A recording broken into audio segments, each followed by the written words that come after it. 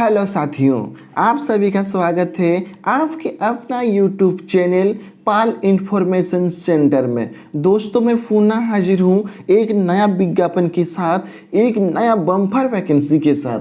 तो दोस्तों, देर किस बात की, चलिए वीडियो शुरू करते हैं। दोस्तों, जिला ग्रामीण विकास अभिकरण सरायकेला खरसावां की तरफ से मनरेगा से संबंधित वैकेंसी का जो भी आपका विज्ञापन है वो आपका निकल चुका है। तो चलिए दोस्तों, हम लोग स्टेप बाय स्टेप देखते हैं कि प्रखंड कार्यक्रम पदाधिकारी का कुल कितने सीट है, तकनीकी सहायक का कुल कितने सीट है, आपका कंप्यूटर ऑपरेटर का कितना सीट है, रोजगार सेवक का कितना सीट है, हर एक पैराग्राफ देख लेते हैं। तो चलिए दोस्तों, फर्स्ट नंबर हम लोग आते हैं। आपका जो भी आपका ये है, आप देख रहे हैं महात्मा गांधी राष्ट्रीय ग्रामीण रोजगार अधिनियम मनरेगा अंतर्गत विभिन्न पदों पर संविदा के आधार पर नियुक्ति आपका ये निकल चुका है। आप यहाँ पे देख रहे हैं दोस्तों, एक नंबर में प्रखंड कार्यक्रम पदाधिकारी आपका एक पोस्ट है। इसमें अनुसूचित जनजाति एक ही पोस्ट है दोस्तों आपका अनुसूचित जनजाति के लिए। तकनीकी सहायक के लिए दोस्तों आपका दो पोस्ट है, एक अत्यंत पिछड़ा वर्ग और एक आपका EWS के लिए। दोस्तों, आपका जेई के लिए तकनीकी सहायक कनीय अभियंता के लिए 7 पोस्ट है दोस्तों। आपका अनुसूचित जनजाति में 3 है, आपका EWS में आपका 1 है और अनारक्षित में आपका 3 है। इसी तरह से दोस्तों आपका 7 पोस्ट है। लेखा सहायक में दोस्तों आपका 3 पोस्ट है, जिसमें आपका अनुसूचित जनजाति में 1 है, आपका अत्यंत पिछड़ा वर्ग में 1 है, आपका EWS में 1 है। इसी तरह से आपका 3 पोस्ट है दोस्तों। कंप्यूटर सहायक के लिए दोस्तों आपका 2 पोस्ट है, एक अनुसूचित जनजाति के लिए है, एक अत्यंत पिछड़ा वर्ग के लिए है। इसी तरह से 2 है दोस्तों।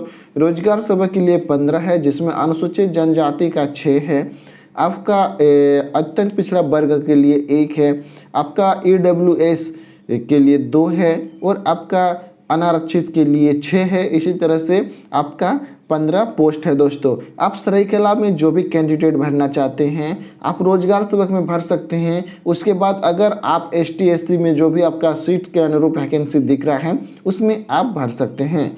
आपका नोट में लिखा हुआ दोस्तों ये जो रिक्तियाँ है ये घट बढ़ सकती है, लेकिन आपको मैं बता दे रहा हूँ ये इसका जो भी प्रोसेस ये घटने का नहीं घटेगा, होना हो बढ़ सकता है। तो दोस्तों, आवेदन की प्रक्रिया जो भी है, आपको आवेदन ऑनलाइन आपको अप्लाई करना होगा। आपका अप्लाई ऑलरेडी जो jharkhand.gov.in पे जा कर के आप 20/9 से आपसे स्टार्ट होगा, आप 9/10 तक ये फॉर्म फिलअप कर सकते हैं। तो चलिए दोस्तों, एक बार हम लोग देख लेते हैं आपका शैक्षणिक योग्यता में। दोस्तों, प्रखंड कार्यक्रम पदाधिकारी का जो भी शैक्षणिक योग्यता है वो आपका ग्रेजुएशन में 55% अंक होना अति आवश्यक है। अगर आपका 55% नहीं है और अगर आप PG कर चुके हैं तो भी आप अप्लाई कर सकते हैं। अतिरिक्त योग्यता का बात दोस्तों मैं हम लोग बाद से करेंगे, आप लोग इसका बढ़िया से देख लेंगे और जो भी आपका अतिरिक्त योग्यता है वो देंगे। तकनीकी सहायक में लगभग कम से कम आपका डिप्लोमा होना चाहिए सिविल में, तभी आप अप्लाई कर सकते हैं। आपका तकनीकी सहायक कनीय अभियंता दोस्तों डिप्लोमा होना चाहिए। आपका डिप्लोमा जो भी या तो बीटेक होना चाहिए, तो आप अप्लाई कर सकते हैं। आपका तकनीकी सहायक आपका जो सहायक अभियंता है वो आपका बीटेक होना चाहिए और इसमें आपका कम से कम डिप्लोमा होने से भी चलेगा। लेखा सहायक में दोस्तों आपको मैं बता दे रहा हूँ बीकॉम आपका ऑनर्स या सामान्य बीकॉम में 55% अंक होना चाहिए, तभी आप अप्लाई कर सकते हैं।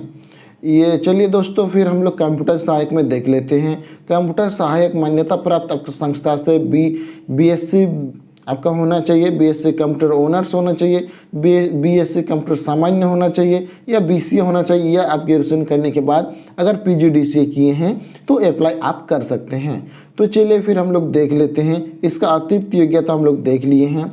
आपका जो भी इसका मानदेय होगा वो इस प्रकार है। आपका प्रखंड कार्यक्रम पदाधिकारी का 23,140 रुपया है।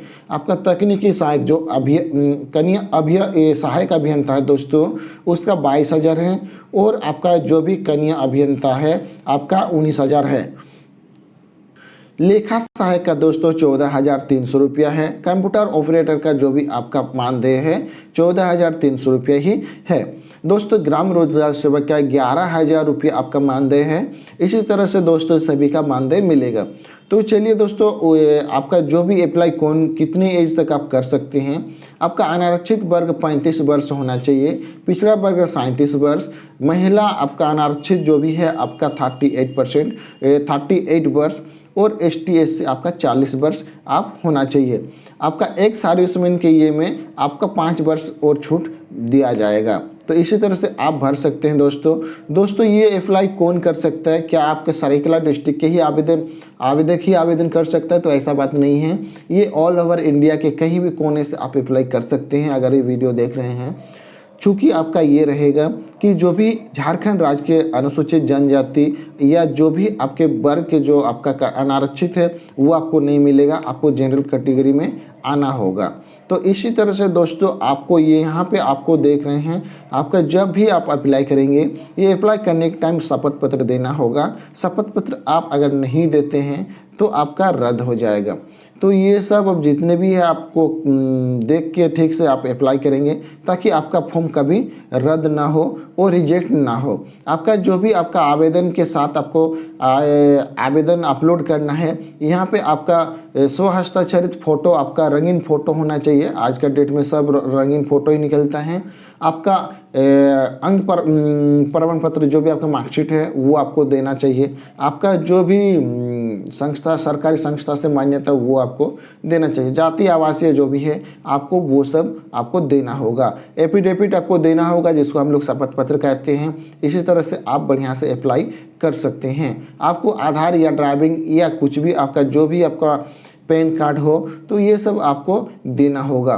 तो चलिए दोस्तों, वीडियो आप देखने के लिए तहे दिल से धन्यवाद। जय हिंद, जय भारत।